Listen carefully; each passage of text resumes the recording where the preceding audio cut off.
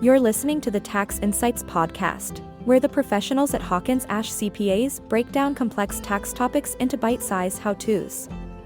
As a small business owner, selecting the correct business structure is an exciting task, but it doesn't come without challenges. Many owners wonder about the differences between each business structure or if they should create an LLC.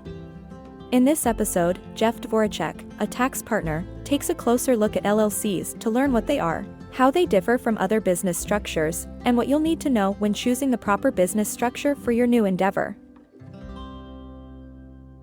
So today we're going to focus in on LLCs, limited liability corporations, right? Is that what an LLC stands for?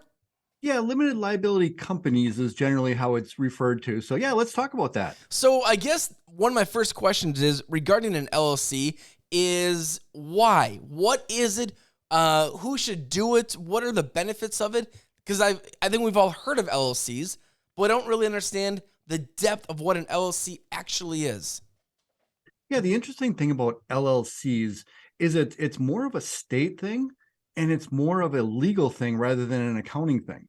So a lot of people see and hear, hey, I should start up an LLC. But a lot of times from a tax point of view, it doesn't matter whether you're an LLC or a sole proprietor because we treat it the same way on the tax return either way. So then what's really the difference then? I mean, because I've heard of that as well too, to being a sole proprietor, and I've heard of LLCs. I've heard some businesses do one, do the other. I mean, is it simply just for different tax purposes through the state? It's really more of a liability thing than anything else. Now, the other thing is it's, in my mind, it's not only a liability thing, but it's also a safety thing. So if you're a sole proprietor, generally as a sole proprietor, you're using your social security number as your identification for that business. And if you're an LLC, you get a business number, an employer identification number rather than your social security number. And especially now, the IRS is making small businesses send out 1099s to their vendors. And those 1099s have to include a identification number on there. So if it's your social security, it's going to kind of be out there all over the place. So if you're a sole proprietor, do you have less protection than you would as an LLC? So not being an attorney, that is my understanding from talking to people. Okay. So if you have like an LLC, you kind of have a little bit of a wall between your business and your personal, where you don't have that with a sole proprietor. Now, once again, that's from the legal side. I'm more on the accounting side. So then who would set up an LLC? Is this something that your accountant would do, or is this something that your attorney would do? I guess I've heard it both ways, so I'm wondering from your perspective. Yeah, there's essentially three things that need to be done, or three ways to set it up. The first one is you need to register your name, the LLC name, with the state. So you normally do that either on your own right through the state's website.